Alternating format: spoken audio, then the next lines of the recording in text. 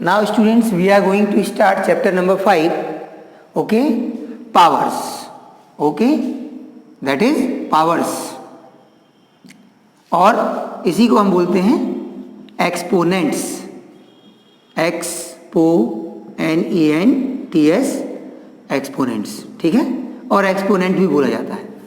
अब ये क्या होती हैं? तो सपोज हमने कोई नंबर लिखा, सपोज 2, और इसके ऊपर हमने ये 5 लिख दिया है. तो इसका मतलब क्या है? इसमें ये जो 5 है ये पावर है. क्या है? पावर और एक्सपोनेंट है. ओके, वेयर एज ये जो 2 है, ये इसमें 2 क्या है? इसका बेस है. क्या है? बेस है. इसी की तरह हमें कोई भी एक रेशनल नंबर भी दिया जा सकता है. सपोज हमने कहा 1/2 होल टू द पावर -6. ठीक है, तो हमने इसको कैसे लिखा है? 1/2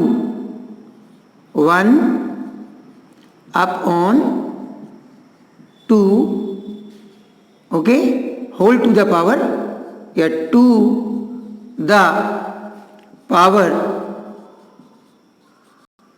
-6.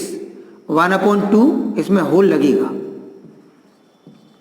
Okay, whole to the power -6. इस तरह से हम इसको पढ़ सकते हैं. और दूसरा भी पढ़ने का तरीका है.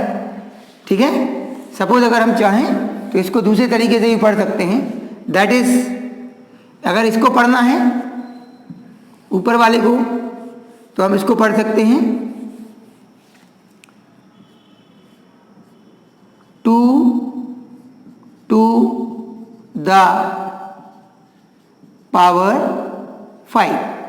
ओके, और इसको पढ़ने के लिए हमने क्या बोला था अभी? 1/2 होल टू द पावर -6. ठीक है, और ऐसा भी लिख सकते हैं 1/2 raised to the power RAISED, raised to the power -6. Clear? So these are the ways to read the powers. Okay, इसमें 2 क्या है? बेस है. 5 क्या है? पावर है, एक्सपोनेंट है. इसमें बेस क्या है? 1/2 है, और पावर क्या है? -6 है. ओके, इस तरह से आप इसको पहचान सकते हैं. ओके, नाउ अब हम लोग क्या करेंगे? अब इसके आगे करेंगे, समझेंगे. ठीक है, अब मान लीजिए कि हमारे पास में 2 क्वेश्चंस हैं. Question number 1, express 32 as power of 2. तो इसको कैसे करेंगे? तो हमको 32 को ब्रेक करना है. ठीक है, नंबर क्या है हमारे पास? 32 है. हमें इसको ब्रेक करना है. तो क्या लिखेंगे हम इसके लिए? इसके फैक्टराइजेशन में अगर फैक्टर्स निकालेंगे, प्राइम फैक्टर्स, तो ये इतने बार आएगा. 2 2 या 4, 2 या 8, 2 या 16, 2 या 32. अब आप इसको काउंट करिए कितने 2 आ गए. तो ये आ जाएंगे 1 2 3 4 5. हम यहाँ लिख सकते हैं 2 टू द पावर 5. हमारा यहाँ पर ये आंसर हो जाएगा. Clear? Same happened with this also. अब 625 है. मान लीजिए हमारे पास में यहाँ पर 625 लिखा. हम इसको कैसे लिख सकते हैं? तो 5 5 या 25, 5 या 125 एंड 5 या 625. तो यहाँ पर 5 कितने दिख रहे हैं आपको? ये 4 दिख रहे हैं. तो हम यहाँ लिखेंगे 5 टू द पावर 4. इस तरह से हम 625 को एक्सप्रेस कर पा रहे हैं एक्सपोनेंशियल फॉर्म में या पावर ऑफ 5. ठीक है, तो जो भी पावर आपको दी जाए उसको हमें अगर ऐसा आता है तो हम उसको इस तरह से सॉल्व कर सकते हैं. यहाँ पे से कई सारे एग्जाम्पल्स भी ले सकते हैं, हमारी बुक में दिए हुए हैं, तो आप उनको कर सकते हैं. ओके, नाउ देखिएगा question number 2 of exercise 5.1. Question number 1 आपको ही करना है. Okay, do it by yourself. हमें इसमें बेस और एक्सपोनेंट बताना है, तो वो आप बता पाएंगे. नाउ इसके लिए इन्होंने कहा राइट द एक्सपोनेंशियल फॉर्म. तो हम कैसे इनके एक्सपोनेंशियल फॉर्म लिखना है, और इसको तो 2 वेज में बताना है. तो देखिए कैसे करना है। जैसे ये लिखा हुआ है तो 9 कितने टाइम्स आया है, 1 2 3 4, हम इसको लिख सकते हैं 9 टू द पावर 4। ये फर्स्ट वे हो गया। सेकंड वे में आप क्या करें, इसको इन 9 को और ब्रेक कर सकते हैं 3 के नोटेशन में। तो देखिएगा इसको, एक 9, 3 मल्टीप्लाई 3 9, फिर दूसरा वाला, फिर तीसरा वाला और फिर चौथा वाला 9। यस, तो इस तरह से कितने 3 के पावर आ गए, that will be 3 to the power 8। तो एक नोटेशन ये हो गया और दूसरा नोटेशन ये हो गया। इस तरह से हम इसको लिख सकते हैं 2 वेज में। क्लियर है? अब यहां लिखा हुआ है सपोज, इसको भी हमको एक्सपोनेंशियल नोटेशन में देना है। कैसे लिखेंगे आप इसे, तो y कितने टाइम्स है, x टाइम्स है, तो हम ये लिखेंगे y to the power x। Clear है? इस तरह से हम कर सकते हैं। जितने बार हमको कोई नंबर दिया है उतनी ही पावर हमको इस पर लगानी है। ठीक है, अब यहां आ जाएंगे आप। यहां पर आप देख रहे हैं कि यहां लिखा हुआ है 1 10 100 1000 10,000 लाख 10 लाख। तो यहां पर जितने जीरो हैं उतने का पावर लगा दीजिएगा 10 के ऊपर। तो यहां पर सॉल्यूशन में हम क्या लिख सकते हैं, 10 टू द पावर 6। इसका मतलब यह है 10 का 6 बार क्या हुआ है, मल्टीप्लाई किया गया है। कितनी बार किया गया है, 6 बार किया गया है, इसलिए उसका नोटेशन ये हो जाएगा। तो ये हमारा आंसर हो जाएगा। क्लियर है? इस तरह से आप इनको कर सकते हैं। आगे भी आप क्वेश्चंस कर सकते हैं इस तरह के। Now students, next question number 3, find the values by using exponential form. So here -4 raised to the power 2। इसको आप क्या करेंगे, -4 मल्टीप्लाई -4 लिखेंगे। ठीक है, अब आप 4 का 4 में मल्टीप्लाई कर लीजिए तो कितना आ जाएगा, 4 4 या 16 एंड माइनस प्लस। क्लियर? इस तरह से इसकी वैल्यू आ जाएगी। अगर मान लीजिए कि यहाँ 3 का पावर होता तो फिर हमारा आंसर नेगेटिव आता और हम 4 का 3 टाइम्स मल्टीप्लाई भी करते, 64 आंसर आता माइनस में। क्लियर है? अब जैसे ये दिया है क्वेश्चन, क्या लिखा है, 5 टू द पावर 3, तो हम इसको 5 मल्टीप्लाई 5 लिखेंगे। सॉल्व कर लीजिए, 5 5 जा 25, 5 जा 125। इस तरह से कर सकते हैं आप। ठीक है, सी वाला दिया है जैसे ये -1/2 होल टू द पावर 6, तो -1/2 multiply -1/2 multiply -1/2 multiply -1/2 multiply -1/2 multiply -1/2। इस तरह से ये 6 टाइम्स हमने लिख दिया। तो यहाँ हम देख रहे हैं कि पावर कैसी है, पावर इवन नंबर में है, तो हमारा जो आंसर आएगा वह पॉजिटिव आएगा। ठीक है, अब 1 का 6 टाइम आप मल्टीप्लाई करेंगे तो 1 ही आएगा, 1 जा 1, देन 1 जा 1, देन 1 जा 1, इस तरह से। लेकिन 2 का जब करेंगे 2 2 जा 4, 2 जा 8, 2 जा 16, 2 जा 32, 2 जा 64, तो आंसर बनेगा 1/64 प्लस। ओके, इस तरह से आप इनको सॉल्व करेंगे। रिमेनिंग 2 क्वेश्चंस आप खुद भी करेंगे।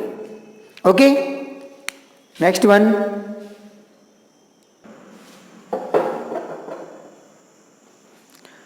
Now students here expand and write as rational number. हमें इनको एक्सपेंड करना है, दैट मीन्स 3/4, 2 का पावर लगा तो आप इसको 2 बार कर देंगे ऐसा। ठीक है, 3/4 मल्टीप्लाई 3/4 कितना हो जाएगा, 3 3 जा 9/4 4 जा 16, ये हमारा आंसर हो जाएगा। इस तरह से आपको करना है। ऐसे ये है -2/7 मल्टीप्लाई -2/7 मल्टीप्लाई -2/7। 3 बार क्यों लिखा, बिकॉज 3 का पावर इस पर लगा हुआ है। अब हम इसको सॉल्व करेंगे, then answer will be negative, minus 3 times है ऑड पावर है, इसलिए हम नेगेटिव आंसर लाएंगे। नाउ 2 2 या 4 2 या 8 अपॉन 7 7 या 49 7 या 343। ओके, इस तरह से हम इनको बता सकते हैं। तो इस तरह से ये सिंगल रेशनल नंबर्स में कन्वर्ट होते जाते हैं। अब इसको भी आप कर लें तो -5 multiply -5 multiply -5, that means 1 2 3 odd power है इसलिए -125, ये इसका आंसर हो जाएगा। और this is also a rational number, अगर हम इसके अपॉन में 1 कर देते हैं तो ठीक है, वैसे भी है। Now students, next question, express the following in exponential form. अब यहाँ पर नंबर हमको रेशनल नंबर्स दिए गए हैं, तो हम इसको किस तरह से करेंगे, तो हमें इनके फैक्टर्स पता होना चाहिए। प्राइम फैक्टर्स, अलग अलग नंबर्स के आप अलग अलग निकाल सकते हैं। 16 का अलग निकाल लेंगे और 625 का अलग निकाल लेंगे। फैक्टर्स निकालना है आपको, इस तरह से इनके प्राइम फैक्टर्स निकाल लीजिए। ठीक है, तो जैसे हमने 16 का निकाला, 2 मल्टीप्लाई 2 मल्टीप्लाई 2 मल्टीप्लाई 2, ठीक है, ऐसे ही इसका भी आ जाएगा। ठीक है, 5 मल्टीप्लाई 5 मल्टीप्लाई 5 मल्टीप्लाई 5। ओके, तो अब ये कितने टाइम्स आ गए हैं, 5 5 या 25, 5 या 125, 5 या 625। तो ये देख रहे हैं आप, अगर हम इनको अलग अलग कर दें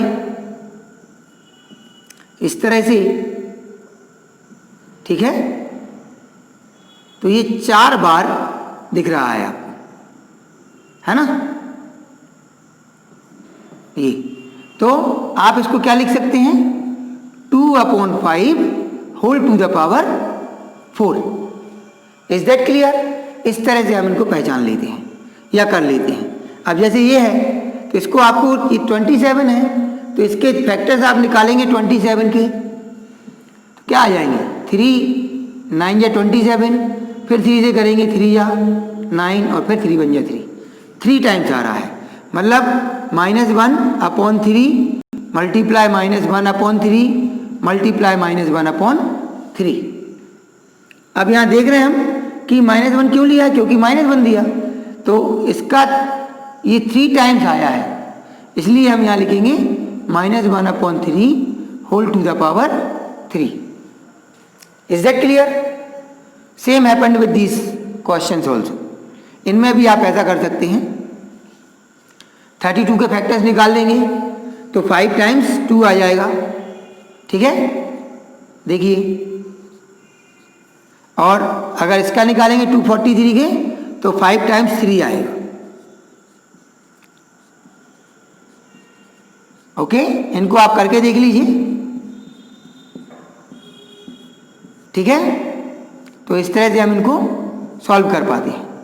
तो हमारा आंसर क्या आ जाएगा, 2/3 माइनस का रहेगा ये, ठीक है, और -2/3 whole to the power 5।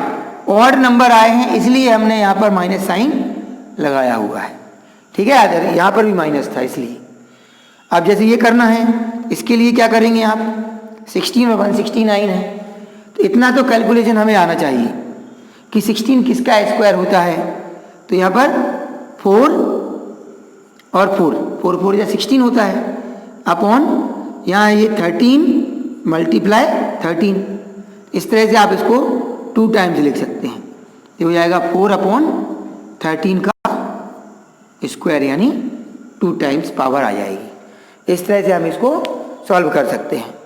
Okay, now students, अब हमारा नेक्स्ट टॉपिक होगा laws of exponents. Remaining question of exercise 5.1 we will do later, हम बाद में करेंगे।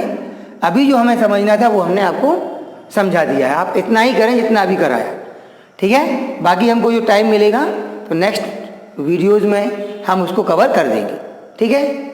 अब हमको यहाँ पर पढ़ना है लॉज ऑफ एक्सपोनेंट्स, एक्सपोनेंट्स के नियम, ठीक है। सपोज अ नंबर है ए, ठीक है, ये कोई एक नंबर है और इसमें m और n पावर से, सपोज हमें फर्स्ट लॉ दिया है a to the power m multiply a to the power n, तो इसका जो आंसर होता है वह क्या होता है a to the power m plus n।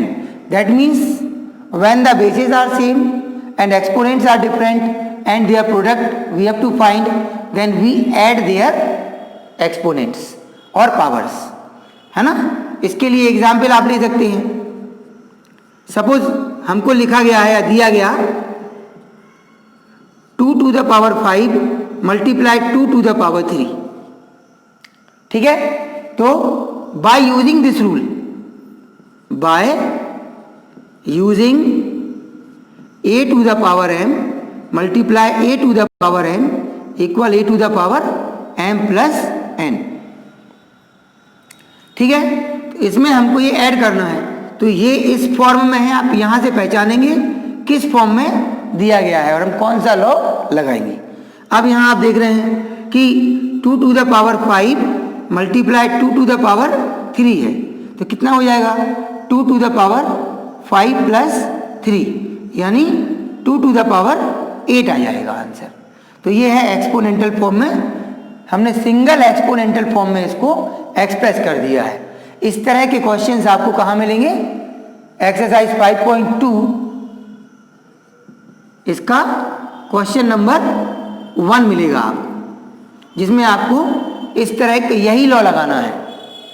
कहीं आपको अगर नंबर एक से ज़्यादा दिए जाते हैं, सपोज हमने लिख दिया m multiply m to the power 2 multiply m to the power 3, then also we use the same law.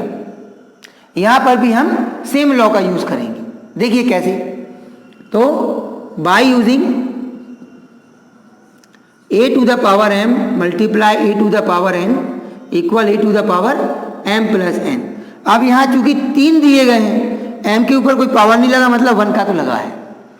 तो हमें पता है कि मल्टीप्लाई करते समय एक्सपोनेंट्स का हम एक्सपोनेंट्स को ऐड कर देते हैं, इसलिए यहाँ पर हमने m प्लस n लिखा है। तो आपको यहाँ पर भी ऐसा ही करना है।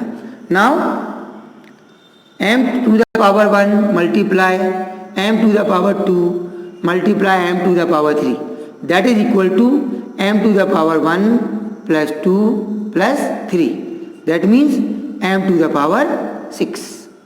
ओके, हम इस तरह से इनको सॉल्व कर सकते हैं। तो क्वेश्चन नंबर 1 ऑफ एक्सरसाइज 5.2 आप कर लेंगे इस लॉ का यूज करके। क्लियर है। अब हम लोग सेकंड लॉ पढ़ने वाले हैं इससे।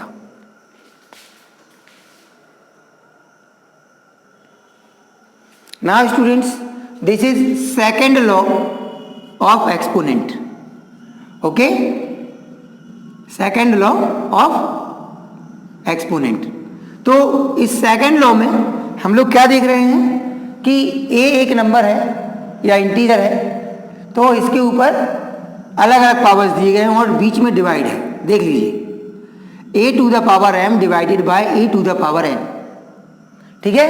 इसी को हम इस फॉर्म में भी लिख सकते हैं a to the power m upon a to the power n, that is a to the power m minus n। ये सॉल्यूशन में हुआ। क्लियर, यानी यहां पर एक्सपोनेंट्स यानी पावर का सबट्रैक्शन होने वाला है। ठीक, सपोज एग्जांपल हमने ले लिया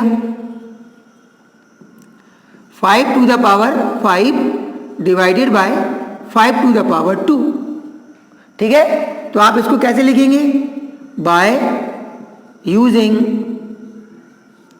second law, that means a to the power m divided by a to the power n equal a to the power m minus n। बस अब हम इसको यहाँ पुट कर लेंगे 5 to the power 5 divided by 5 to the power 2, that is 5 to the power 5 minus 2, it means 5 to the power 3, that will be the answer. Okay, यह भी single exponent में आता है। तो इस तरह से हम इनको सॉल्व कर पाते हैं। क्लियर है। तो डिवाइड वाली कंडीशन में तो आपको 2 ही मिलेंगे, हो सकता है कि आपको इस फॉर्म में भी मिल जाए। सपोज हमने कहा 2 to the power 6 upon 2 to the power 3, तब भी इसको हम इस फॉर्म में लिख सकते हैं। ठीक है, देखिए इसको कैसे करना है। तो आप पहले इसको चाहें तो इस फॉर्म में लिख दें 2 to the power 6 divided by 2 to the power 3। अब बस हमको ऐसा ही करना जैसा ही किया है। क्लियर है? तो आप इसको इस तरह से कर लीजिएगा। नेगेटिव नंबर भी आते हैं तो आपको उससे नहीं बोलना, बेस का साइन आपको कुछ नहीं करना अभी। ठीक है, इस तरह से आप इनको कर पाएंगे। This is second law. Now अब हम लोग थर्ड लॉ के बारे में पढ़ेंगे अभी। नाउ स्टूडेंट्स, अब हम लोग सॉल्व करेंगे एक्सरसाइज 5.2 क्वेश्चन नंबर 3। ठीक है, इसके पहले 2 हमने सॉल्व किया था। अब देखते हैं हमारा थर्ड लॉ जो है एक्सपोनेंट का, that is a to the power m whole to the power n, it is equal to a to the power m multiply n। यहाँ आप देख रहे हैं कि ब्रैकेट के बाहर एक और पावर है। ठीक है, तो इसको करने के लिए हम क्या करेंगे, तो सपोज हमारे पास कोई क्वेश्चन लिखा हुआ है, सपोज एग्जाम्पल से ही समझते हैं, 5 to the power 2 whole to the power 3। तो इसको सॉल्व करना है, तो कैसे करेंगे आप, तो यहाँ हो जाएगा by using third law, that is a to the power m whole to the power n equal a to the power m multiply n। यहाँ पर इस लॉ में एक्सपोनेंट यानी पावर्स का प्रोडक्ट हम फाइंड कर रहे हैं, मल्टीप्लाई कर रहे हैं। तो यहाँ पर हम ऐसे ही कर लेंगे 5 to the power 2 whole to the power 3, it means 5 to the power क्या हो जाएगा 2 मल्टीप्लाई 3। तो आंसर आ जाएगा 5 to the power 6। Is that clear? इस तरह से हम इन्हें सॉल्व कर सकते हैं। कोई भी क्वेश्चन आपको इस तरह से दिया जाए तो आप उसे सॉल्व कर सकते हैं। ठीक है, ऐसा कोई भी क्वेश्चन नहीं है जो आप नहीं कर पाएंगे, सारे क्वेश्चंस आप कर सकते हैं। एक्सरसाइज में बहुत सारे क्वेश्चन दिए हैं, आप इनको सॉल्व कर सकते हैं। नाउ क्वेश्चन नंबर, अब इसमें इस लॉ का कोई क्वेश्चन अभी हमको नहीं दिया है। हाँ, मेंटल मैथ्स वगैरह में आपको दिया है, तो उसमें आप देख सकते हैं a to the power 0 equal 1, this is fourth law. ठीक है, इस लॉ के अकॉर्डिंग आपको कोई भी एक्सपोनेंट दिया हो, ठीक है, और उसके ऊपर अगर 0 का पावर लगा है कोई भी नंबर के ऊपर, तो आप यहाँ उसकी वैल्यू क्या लिख देंगे, 1 लिख देंगे। ठीक है, सपोज कोई क्वेश्चन लिखा हमको, जैसे हमने कहा 3 to the power 0 multiply 4 to the power 0 multiply 5 to the power 0। ठीक है, तो हम इसमें कौन सा लॉ लगाएंगे, ये वाला लॉ लगाएंगे, है ना। तो यहाँ हो जाएगा by using a to the power 0 equal 1, then 3 to the power 0 यानी 1 मल्टीप्लाई 4 टू द पावर 0 यानी 1 multiply 5 to the power 0 means 1। That means हमारा जो आंसर आएगा 1 multiply 1 multiply 1, that is 1। Clear है? इस तरह से हम इसे समझ सकते हैं। इसी का आपको मल्टीप्लाई की जगह एडिशन भी आ सकता है। सपोज हम दूसरा क्वेश्चन ले लें, 2 to the power 0 plus 3 to the power 0 plus 5 to the power 0। अब यहाँ मल्टीप्लाई था तो हमने मल्टीप्लाई किया था, यहाँ पर सेम करेंगे आप by using a to the power 0 equal 1, that means 1 plus 1 plus 1, that means 3। Okay, इस तरह से आप इस लॉ को समझ सकते हैं। Now next law we are studying after. Now students, fifth law, that means a to the power m multiply b to the power m। Here the basis are different and exponents are same, so what we can do here, a multiply b whole to the power m। ठीक है, तो ये question जो है आपको अपनी exercise 5.2 का 6 number का क्वेश्चन दिया है। आप इस तरह के क्वेश्चंस उसमें कर सकते हैं। ना हम क्या करेंगे, सपोज हमको एक क्वेश्चन दिया, मान लीजिए इसमें दिया गया है कि 5 to the power 2 multiply 3 to the power 2। तो क्या कर रहे हैं हम, a की वैल्यू 5 और b की वैल्यू 3 हो जाएगी, और m की जगह हम क्या यूज कर सकते हैं, 2 का यूज कर सकते हैं। तो इसमें भी हम सॉल्व कर सकते हैं bye using a to the power m multiply b to the power m equal a b whole to the power m. That means अब आप इसको सॉल्व करेंगे 5 to the power 2 multiply 3 to the power 2, that means 5 multiply 3 whole to the power 2, that means 5 3 जा 15 और whole to the power 2. हम इस तरह से इसको सॉल्व कर सकते हैं. ऐसे कई सारे क्वेश्चंस आपकी बुक में दिए गए हैं, आप इनको बहुत आराम से सॉल्व कर सकते हैं. Okay, now the next law that is a to the power m divided by b to the power m. It means a upon b whole to the power m. ठीक है, तो यहां पर आपको डिवाइड वाली कंडीशन है. ठीक है, तो आपको जैसे हमने कहा कि 5 to the suppose 15 to the power 2 divided by 3 to the power 2. तो हम क्या करेंगे, इसके लिए इस तरह का लॉ हम लगा सकते हैं. क्या हो जाएगा इधर, by using a to the power m divided by b to the power m, that means a upon b whole to the power m. तो यहाँ पर पावर सेम है, तो यहाँ आ जाएगा 15 to the power 2 divided by 3 to the power 2, that means 15 upon 3 whole to the power 2 लग जाएगा इधर. तो यहाँ इसको हम सॉल्व कर सकते हैं. 3 1 जा 3, 3 5 जा 15, तो आंसर कितना हो जाएगा 5 टू द पावर 2 आ जाएगा. हम इस तरह के क्वेश्चंस सॉल्व कर सकते हैं. ठीक है, अभी हमने 6 लॉज पढ़े हैं, है ना. अब आपको कुछ लॉज और बताने हैं.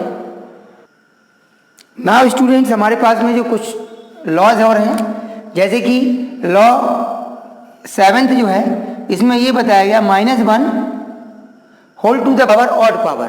ऑड पावर का मतलब it may be 3, it may be 5, it may be 7, it may be 9 और इट मे बी 11 और सो ऑन. ये सारी पावर्स हो सकती हैं. तो इस कंडीशन में अगर -1 दिया है, ऑड पावर दिए हैं, तो हमारा आंसर आएगा -1. क्लियर. सेम हैपेंड विद, अगर हम नेक्स्ट लॉ की बात करते हैं, इसमें -1 इसके ऊपर इवन पावर लिखा है. सपोज 2 पावर है, 4 पावर है या 6 पावर है, then we can find the answer in positive way, यानी यहाँ पर हमको आंसर मिलेगा +1 का. ठीक है, हम इस तरह से सॉल्व कर सकते हैं. Now in next videos we shall use the combined ways और कंबाइंड फॉर्म ऑफ क्वेश्चंस, जिनमें हम लॉ को मिक्स करके और यूज करेंगे. ठीक है, तो इसके लिए हम नेक्स्ट वीडियोज में पढ़ेंगे, है ना. तो आज इसके लिए इतना ही सफिशिएंट है हमारे लिए.